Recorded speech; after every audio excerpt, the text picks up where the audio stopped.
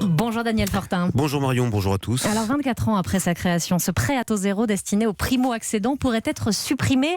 C'est ce que préconise un rapport de Bercy et du ministère de la Transition écologique que vous révélez ce matin dans Les Échos. Oui, ce rapport donne même une date, 2021, pour la disparition possible de ce dispositif si cher aux classes moyennes et si cher tout court, puisqu'il coûte selon les années entre 750 millions et 1,3 milliard d'euros à l'État.